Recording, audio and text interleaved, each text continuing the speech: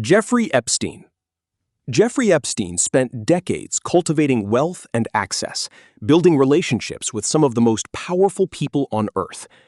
Behind that public image was a pattern of abuse that would eventually collapse his entire world. In 2019, he was arrested on federal sex trafficking charges tied to the exploitation of minors. Weeks later, while awaiting trial in a Manhattan federal jail, he was found dead in his cell. His death was ruled a suicide by the New York City medical examiner.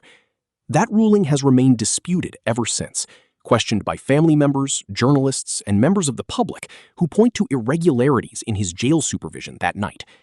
No criminal charges were ever brought against him for a trial that never happened. Congressional and internal investigations followed, citing failures in jail protocol. His case remains one of the most contested deaths in modern criminal history, with official conclusions and public skepticism still at odds. Peter Sutcliffe. Peter Sutcliffe worked as a truck driver across the north of England, blending into ordinary life while carrying out a string of attacks that would terrorize an entire region. Between 1975 and 1980, he murdered 13 women across West Yorkshire and Greater Manchester. Press coverage dubbed him the Yorkshire Ripper, and the manhunt became one of the largest in British police history. He was arrested in January 1981 after a routine license plate check. At trial, he was convicted of 13 counts of murder and sentenced to 20 concurrent life terms. He spent the rest of his life in psychiatric and prison custody. In 2020, he died in a hospital after contracting COVID-19 while incarcerated. His case remains a benchmark in British criminal investigation, cited for the missteps that let him evade capture for years. David Berkowitz. David Berkowitz terrorized New York City through 1976 and 1977, opening fire on young couples in parked cars across the boroughs. He mailed taunting letters to police and press, signing them Son of Sam, a name that defined the case in headlines. The city entered a state of near panic, with nightlife curtailed and patrols intensified across the 5 boroughs.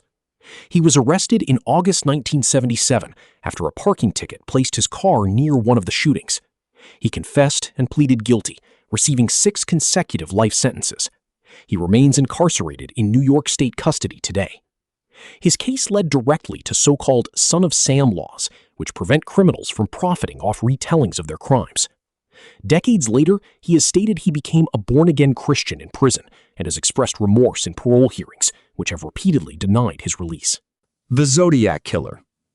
The Zodiac Killer operated in Northern California through the late 1960s, targeting victims near Vallejo, Lake Berryessa, and San Francisco.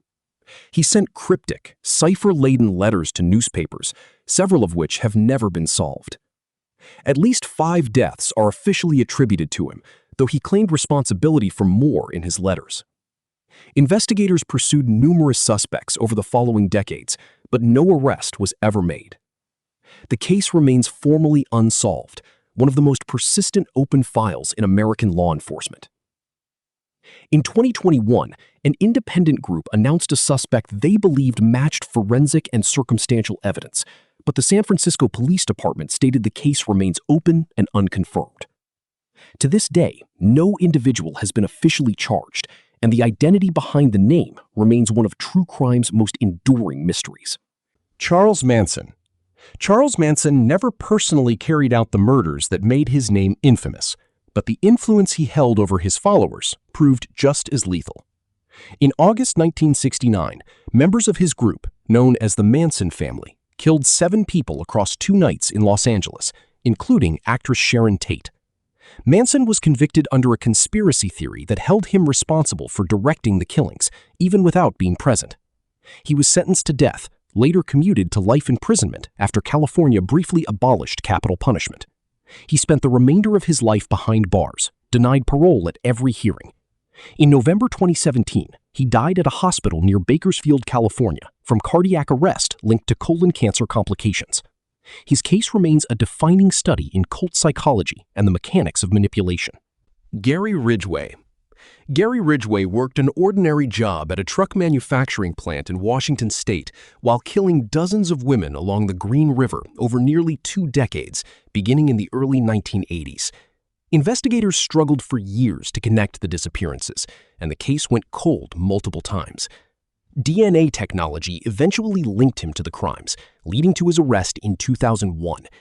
As part of a plea deal to avoid the death penalty, he confessed to 49 murders, later revised upward, making him one of the most prolific confirmed killers in American history. He was sentenced to life in prison without parole. He remains incarcerated in Washington state today. His case became a landmark example of how forensic DNA advances can close decades-old investigations. Harold Shipman. Harold Shipman practiced as a family physician in Greater Manchester, trusted by patients and colleagues for over 20 years. Behind that trust, he was administering lethal doses of diamorphine to patients under his care, most of them elderly women.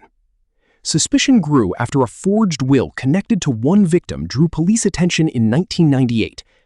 Investigators eventually linked him to over 200 deaths across his career, though he was convicted of 15 murders at trial.